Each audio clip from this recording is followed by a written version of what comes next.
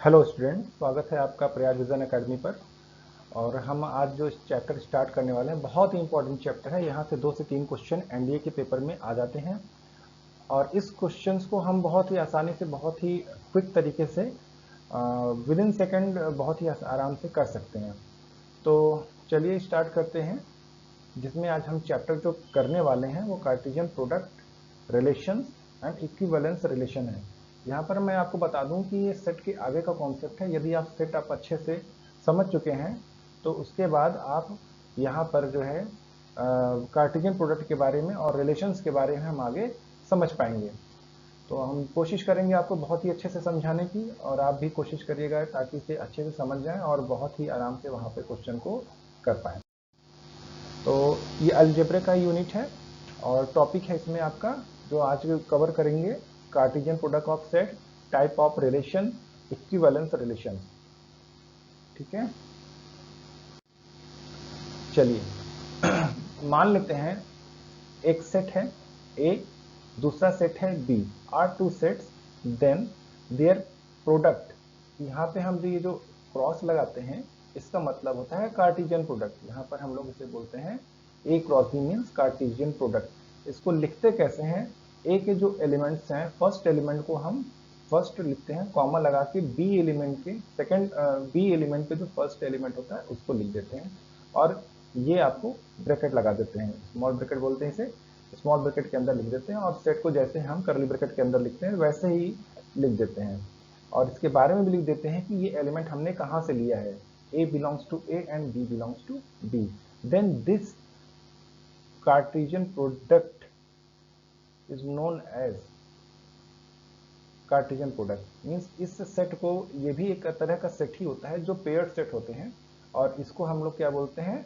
Cartesian product बोलते हैं। जैसे एग्जांपल के तौर पे यदि हम अगर देखें तो मान लेते हैं ए कोई सेट ए है, let A is a set which has element 1 and 2 and B has element x and y.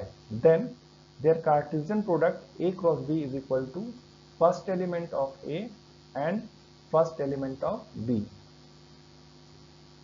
Then first element of A and second element of B. Second element of A and first element of B. Second element of A and second element of B. तो यहाँ पर हम देख रहे हैं कि जितने भी हमारे पेयर बनते हैं इस दोनों सेटों को लेकर के, उनको इस तरह से पेयर के फॉर्म में लिखना हमारा क्या कहलाता है? कार्टेशियन प्रोडक्ट कहलाता है। जहाँ तक आप हम ये समझ गए होंगे कार्टेशियन प्रोडक्ट को कैसे बनाते हैं। जो फर्स्ट एलिमेंट है उसको लेकर के इन दोनों के साथ लिखते हैं, दोनों एलिमेंट के साथ पेयर बनाकर, और सेकेंड एलिमेंट को भी इन दोनों एलिमेंट के साथ पेयर के साथ लिख देते हैं। तो ये हमारा कार्टेशियन प्रोडक्ट बन जाता है। आगे देखते हैं, कुछ प्रॉपर्टीज हैं कार्टेशियन प्रोडक्ट की, जैसे A cross B is not equal to B cross A in general.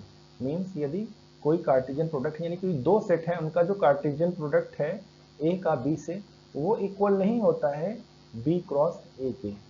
But एक कंडीशन है जिसमें इक्वल हो जाता है, यदि वो सेम सेट होते हैं तो। जैसे B की जगह हम A ही ले लें तो A cross A is equal to A cross A। ये हम सभी समझ सकते हैं, अंडरस्टैंड कर सकते हैं। उसके बाद A क्रॉस फाई, हमें पता है कि फाई क्या होता है? एम्प्टी सेट होता है। Empty set has no element, then और इसके साथ हम कोई भी एलिमेंट इसके साथ पेयर करेंगे तो हमें क्या मिलेगा? फाई मिलेगा। हमें क्या मिलेगा? फाई। कोई एलिमेंट मिलेगा ही नहीं, पेयर में ही कोई एलिमेंट नहीं मिलेगा, इसलिए यहाँ पे हमें क्या मिल जाएगा? फाई मिलेगा। ठीक है। और एक छोटा सा जो है कहते हैं यहाँ पर एक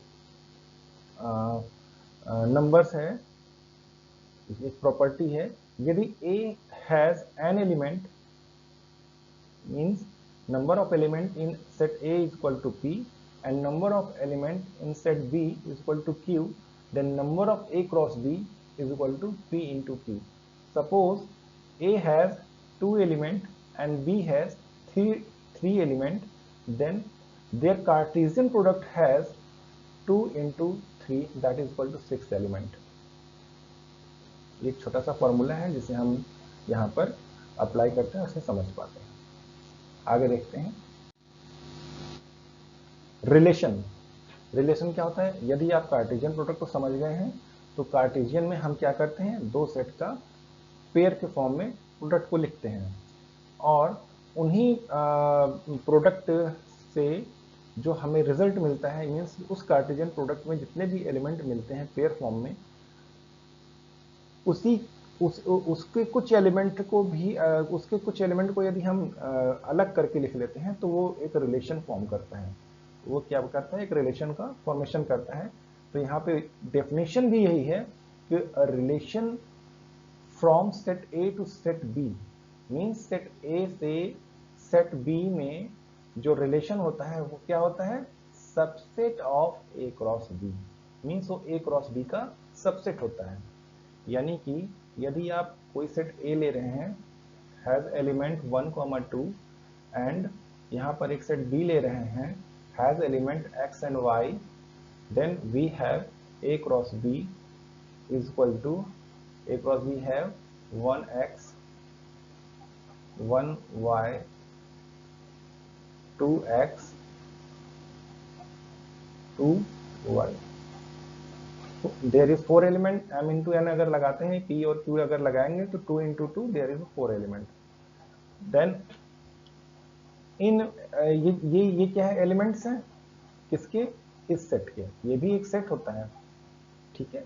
ये क्या सेट होता है? और हम अच्छे से जानते हैं कि सबसेट क्या होता है। इनके कुछ एलिमेंट को ले लें या सभी को ले लें, क्योंकि सभी भी एक तरह से उसका सबसेट ही होता है। सारे एलिमेंट को अगर कलेक्शन ले लें वो भी एक उसका सबसेट ही होता है, जिसे हम लोग यूनिवर्सल सेट बोलते हैं। तो वो हम क्या काम करेंगे, यहाँ से कुछ एलिमेंट्स को निकाल लेते हैं। तो जो रिलेशन डिफाइंड होता है ए से बी में, सेट ए से सेट बी में, वो क्या होता है? सबसेट है इसका ए क्रॉस बी का, यानी कि इन्हीं के बीच का रिलेशन डिफाइंड होता है। तो a relation on set A is subset of A cross A. Simple है, बहुत बहुत सिंपल है। आप इसे आराम से समझ सकते हैं कि अगर सेट बी है और सेट बी को यदि हम ए कर देते हैं तो वो सेम सेट का कार्टेशियन प्रोडक्ट हो जाएगा।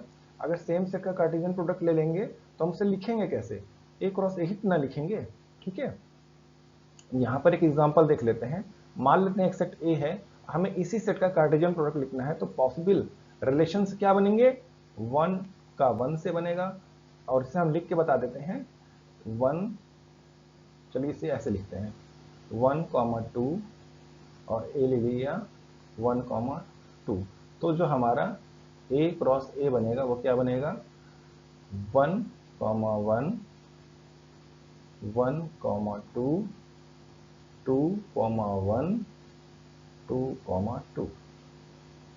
There is only 4 element, 2 into 2 4। तो ये पॉसिबल आपके रिलेशंस बने हैं। ये आपके क्या है? पॉसिबल रिलेशन बने हैं। ओके, आगे बढ़ते हैं। तो टाइप्स ऑफ रिलेशन में देखते हैं कि यहाँ पर 3 तरह के रिलेशंस होते हैं: रिफ्लेक्सिव रिलेशन, सिमेट्रिक रिलेशन और ट्रांजिटिव रिलेशन। रिफ्लेक्सिव रिलेशन क्या होता है? रिफ्लेक्सिव रिलेशन उसे कहते हैं जहां पर खुद का जो रिलेशन होता है खुद के एलिमेंट के साथ होता है, तो उसे हम क्या कहते हैं? रिफ्लेक्सिव रिलेशंस, ठीक है। खुद का मतलब जो भी एलिमेंट होता है उसका रिलेशन उसी के साथ अगर डिफाइन हो जाता है तो उसे हम क्या कहते हैं? Reflexive relation. सिमेट्रिक रिलेशन क्या होता है? सिमेट्रिक रिलेशन उसे कहते हैं यदि ए रिलेटेड टू बी है। ए रिलेटेड टू बी मीन्स ए का रिलेशन यदि बी के साथ है तो बी का रिलेशन ए के साथ भी होना चाहिए। ये सिमेट्रिक रिलेशन कहता है कि यदि ए का रिलेशन बी के साथ है तो बी का रिलेशन भी ए के साथ होना चाहिए। तब हम उस ऐसे रिलेशन को क्या बोलेंगे? सिमेट्रिक रिलेशन बोलेंगे। तीसरा है ट्रांजिटिव रिलेशन। ट्रांजिटिव रिलेशन में क्या है? यदि कोई ए का रिलेशन बी के साथ हो, बी का रिलेशन सी के साथ हो, तो ए का रिलेशन सी के साथ होना चाहिए। और यदि ऐसा होता है तो वह रिलेशन ट्रांजिटिव रिलेशन कहलाता है। वो रिलेशन क्या कहलाएगा? Transitive relation. इसको हम लोग ऐसे ही पढ़ते हैं, if A related to B and B related to C then A is related to C, should be, ऐसा होना चाहिए। तब ऐसे रिलेशन को हम क्या कहते हैं? ट्रांजिटिव रिलेशन कहते हैं। तो आई होप आपको reflexive, symmetric and transitive relation समझ में आ गए होंगे। इक्विवेलेंस रिलेशन, ये एक ऐसा प्रकार होता है जिसमें ये तीनों ही रिलेशन फाइंड होते हैं। मीन एक ऐसा रिलेशन जो रिफ्लेक्सिव भी हो, सिमेट्रिक भी हो और ट्रांजिटिव भी हो, ऐसे रिलेशन को हम क्या कह देते हैं? Equivalence relation. ऐसे रिलेशन को हम क्या कह देते हैं? इक्विवेलेंस रिलेशन, जो तीनों को कंफर्म करता हो।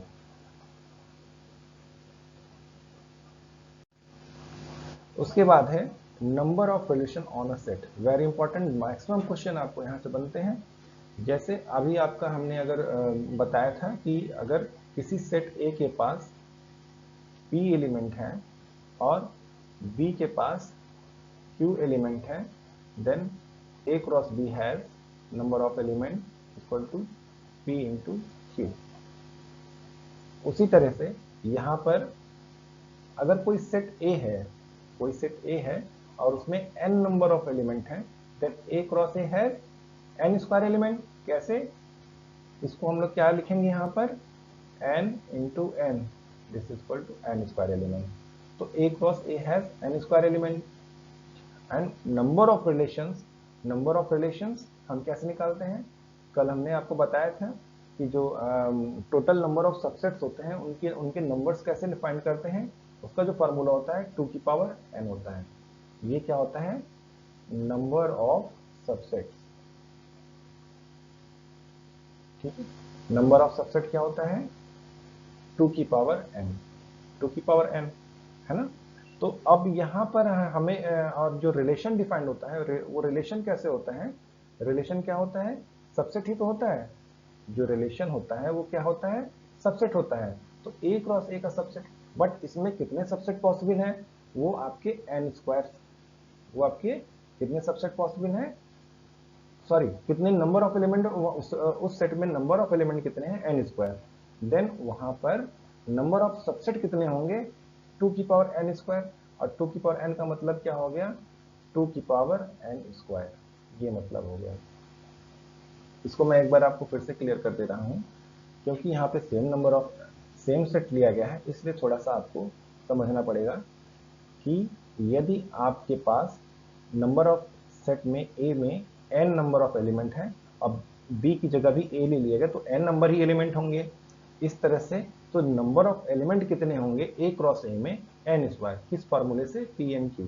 तो जो नंबर ऑफ सबसेट्स बनेंगे, क्योंकि नंबर ऑफ सबसेट क्या होता है? 2 की पावर m होता है या 2 की पावर n होता है, यानी कि जितने भी नंबर्स होते हैं सेट में, उसका सबसेट निकालने के लिए हम क्या करते हैं?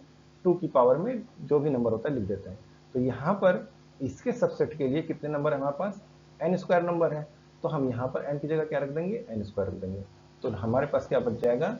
नंबर ऑफ रिलेशंस मिल जाएंगे। हमें क्या मिल जाएगा? Number of relations. क्लियर है?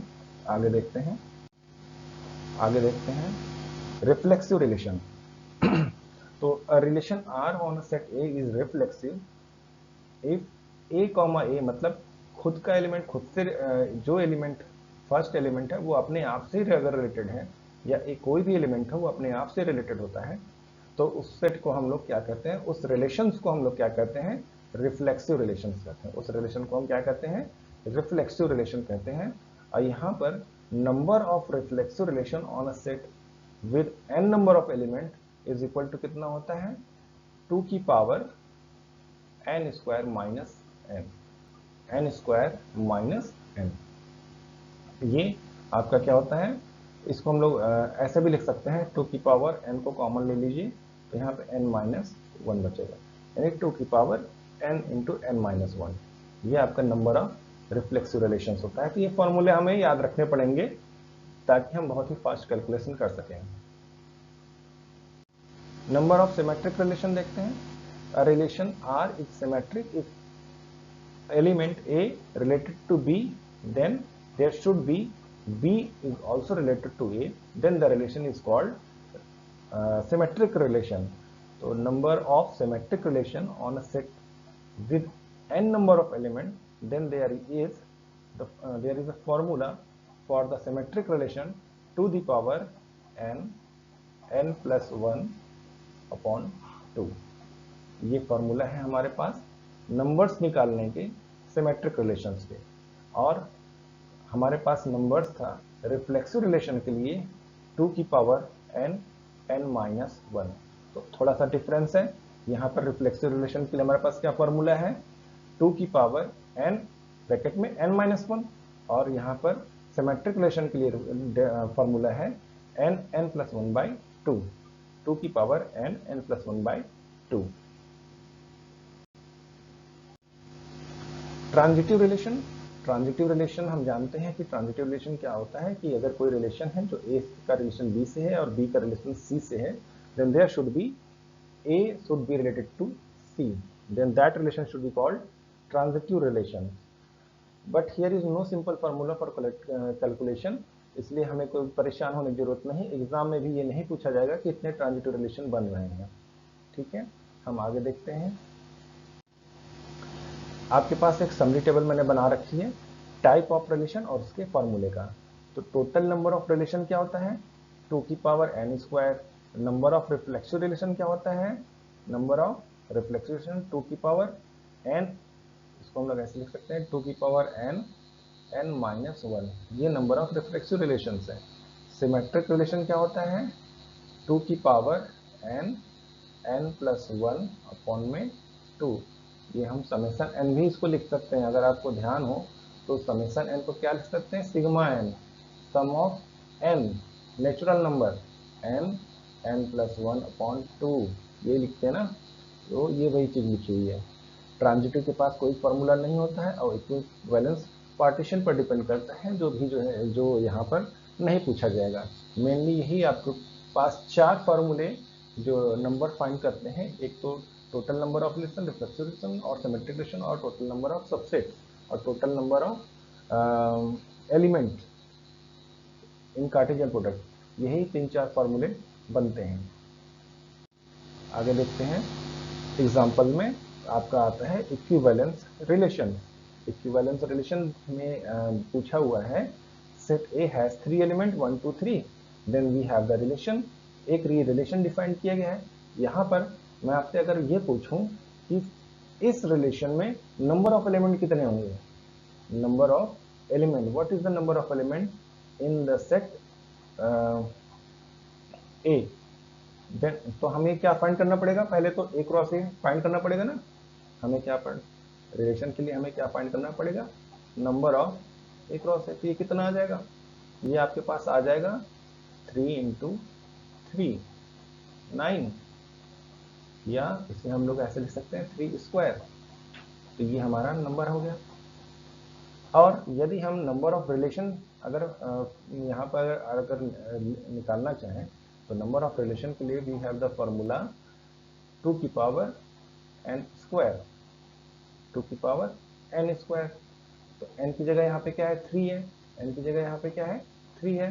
तो यहाँ पे हमारा फॉर्मूला बन गया 2 की power 3²। This is the result for the number of total number of relation, total number of possible relation. अच्छा, अब ये जो इतने तो हमारे पास रिलेशन बनने वाले हैं, इतना हमारे पास रिलेशन बनने वाला है। अब ये जो रिलेशन हमारा बनने वाला है इसमें से सिर्फ 3 सेट ले लिया गया है, 3 रिलेशंस को ले लिया गया है। अब इन 3 रिलेशन से हमें ये फाइंड करना है कि ये रिलेशन है कैसा, कि ये रिफ्लेक्सिव है, सिमेट्रिक है कि ट्रांजिटिव है। तो जब हमें ये देखना है कि रिफ्लेक्सिव कैसे है, रिफ्लेक्सिव की डेफिनेशन लगाएंगे। रिफ्लेक्सिव की डेफिनेशन क्या कहता है कि इफ एलिमेंट कोई है A, A, तो वो खुद से ही रिलेटेड होना चाहिए, ये रिलेशन में ऐसा होना चाहिए। यहाँ पर आप देखिए कोई भी एलिमेंट आप ले लीजिए, वो अपने आप से रिलेटेड है। तो इसका मतलब ये कैसा रिलेशन है, रिफ्लेक्सिव रिलेशन है। और जो रिफ्लेक्सिव रिलेशन होते हैं वो ऑलवेज सिमेट्रिक होते हैं, क्योंकि यहाँ अगर 1 अगर रिलेटेड टू A है, A रिलेटेड टू B है, तो B रिलेटेड टू A होगा। यदि 1 का 1 से तो रिलेशन रहेगा ही, सेम नंबर ऑफ एलिमेंट है। तो इस वजह से वो सिमेट्रिक भी हो जाएंगे और ट्रांजिटिव भी हो जाएंगे। क्यों हो जाएगा, अगर यहाँ पर अगर हम देखें 1 का रिलेशन 1 से है, तो 1 का रिलेशन 1 से ही है, तो 1 का रिलेशन 1 से ही होगा। ठीक है, तो इसका मतलब ये रिलेशन कैसा है, ट्रांजिटिव है। अगर ये तीनों ही रिलेशन जहां पर हमें मिल जाते हैं किसी भी रिलेशन में, तो वो रिलेशन क्या कहलाता है आपका? Equivalence relation. इसलिए ये जो रिलेशन, ये जो सेट है जो है यहाँ पर, ये रिलेशन कैसा है? इक्विवेलेंस रिलेशन है। यहाँ पर हम देखते हैं और अच्छे अच्छे क्वेश्चंस यहाँ पर हैं, देखते हैं। Let a equal to 1 2 3, number of element 3 है, then total number of reflexive relation. ध्यान रखिएगा क्या पूछा है, रिफ्लेक्सिव रिलेशन पूछा हुआ है। ये एनडीए के पेपर में आया हुआ क्वेश्चन है, नंबर ऑफ रिफ्लेक्सिव रिलेशन। तो नंबर ऑफ रिफ्लेक्सिव रिलेशन का फॉर्मूला क्या होता है? 2 की पावर n माइनस 1। हमें क्या काम करना है? n की वैल्यू पुट करनी, n मतलब number of element in the set of. तो what is the number? Here is 3 number 1 2 3। Then we have answer 2 की पावर 3 माइनस 1, वी गेट 2 की पावर 3 माइनस 1 2, 3 इंटू 2। हमारे पास कितना आंसर आ गया? 2 3 जा 6 मीन्स 2 की power 6। We have the result 64। ऐसे ही सिंपल क्वेश्चन आएंगे, बट उसके लिए हमें फॉर्मूले अच्छे से लर्न होने चाहिए। अगला क्वेश्चन है, if a is equal to 1 2 and b is equal to a b c, number of element in a cross b। ये इसी की मैं बात कर रहा था, आपके पास जितने फॉर्मूले हैं उसी के बेस पे क्वेश्चन पूछते हैं। ये भी आपका प्रीवियस ईयर क्वेश्चन है। यहाँ पे ये पूछा गया हुआ है, if a set has 2 element and another set has 3 element, then what is the number of their Cartesian product a cross b? It is very simple, 2 into 3 which is 6. This is the result. अगला देखते हैं। अगला question है, a equal to 1 2 and relation define किया हुआ है this. अब हमारे पास ये चीज देखने को है कि यदि ये एक सेट a दे रखा है और हमें जो रिलेशन बनता है वो कैसे बनता है, कितने नंबर ऑफ रिलेशन बनेंगे यहाँ पे, तो हम ये फाइंड कर सकते हैं ना कि इस कार्टेशियन प्रोडक्ट में कितने एलिमेंट बनेंगे? 4। कार्टेशियन के प्रोडक्ट में कितने बनेंगे? 4 बनेंगे। और वो सारे ही रिलेशन को ले रखा है इसने। उसने क्या कर रखा है? सारे ही रिलेशन को ले रखा है, 1 1 2 2 1 2 2 1। देन आर इज क्या है इसमें कि कौन सा आंसर है, ये हमें चेक करना है। तो हम बाय डेफिनेशन पहले तीनों को चेक करेंगे, रिफ्लेक्सिव, सिमेट्रिक और ट्रांजिटिव को चेक करेंगे। इनमें से अगर कोई मिल गया तो ठीक है, अगर तीनों मिल गए तो इक्विवेलेंस रिलेशन हो जाएगा। ठीक है, तो पहले चेक करेंगे कि यहाँ पर क्या कोई रिफ्लेक्सिव है। रिफ्लेक्सिव का मतलब खुद से भी रिलेशन होना चाहिए, 1 का 1 से होना चाहिए, 2 का 2 से होना चाहिए, और यहाँ पर है। तो ये कैसा रिलेशन हो गया? रिफ्लेक्सिव रिलेशन हो गया। एक चीज तो क्लियर हो गई। दूसरा क्या है? सिमेट्रिक है। सिमेट्रिक है 1 का, देखिए जो ऐसे एलिमेंट होते हैं वो सिमेट्रिक तो होते हैं, क्योंकि जितने भी रिफ्लेक्सिव होते हैं वो सिमेट्रिक हमेशा होते हैं। ठीक है, तो इसमें चेक करने की जरूरत नहीं है, जो नहीं है उनको चेक कर लेते हैं। 1 का रिलेशन 2 का है, तो आप देख रहे हैं 2 का 1 से होना चाहिए, और इस रिलेशन में 2 का 1 से है, इसका मतलब ये सिमेट्रिक भी होगा। ये दो कंडीशन फॉलो हो गई। थर्ड कंडीशन क्या है आपकी? ट्रांजिटिव है या नहीं। ट्रांजिटिव रिलेशन हम देखते हैं, ये इसमें तो फॉलो होंगे। ठीक है, इसमें दिक्कत नहीं है। 1 का रिलेशन 2 से है, 2 का रिलेशन 2 से है, तो 2 का रिलेशन 1 से है ना। मीन्स इसको हम लोग ऐसे लिख सकते हैं, यहाँ पर हमें यहाँ से चेक करना है, 1 का रिलेशन 2 से है। ठीक है, तो 2 का रिलेशन 2 से है, यही तो ना। ए का रिलेशन बी से होना चाहिए, बी का रिलेशन सी से होना चाहिए, तो सी का भी रिलेशन होना चाहिए, ए का रिलेशन सी से होना चाहिए। यहाँ पर आप देखिए 1 का रिलेशन 2 से है, 2 का रिलेशन 2 से है, तो 1 का रिलेशन किससे होना चाहिए? 2 से है, या 2 का रिलेशन 1 से, वो है। ठीक है, तो यहाँ पर हमें क्या मिल गया? ट्रांजिटिविटी भी मिल गई, मतलब ये रिफ्लेक्सिव भी है, सिमेट्रिक भी है और ट्रांजिटिव भी है। तो हमारा आंसर कौन सा जा रहा है? Equivalence relation. जब तीनों ही रिलेशन मिल जाते हैं तो आंसर हमारा बेस्ट ऑप्शन क्या होता है? Equivalence relation. अगर वो है तो ये यही आंसर होगा। क्लियर है? नेक्स्ट क्वेश्चन देखते हैं। यहाँ पर हम देख रहे हैं कि if A has 4 element, how many symmetric relation are possible on set A में कितने सिमेट्रिक रिलेशन पॉसिबल है? इस सेट ए हैज 4 एलिमेंट। तो हमें जो फॉर्मूला पता है सिमेट्रिक रिलेशन का वो क्या है? 2 की पावर n प्लस 1 अपॉन में 2। ये क्या हो गया आपका सिमेट्रिक रिलेशन। तो यहाँ पे n की वैल्यू आपको रखनी है, तो ये हम कैसे रख देंगे? n की वैल्यू यहाँ पे है 4, तो 2 की पावर 4 इंटू 5 अपॉन 2, ये कैंसिल हो गया, यानी कि आपके पास आ गया 2 की पावर 10। 2 की पावर 10 कितना होता है? 1024। हमारे पास रिजल्ट आ गया। यहाँ पर वैसे 2 की पावर 10 दे रखा है, तो ये रिजल्ट है। क्लियर?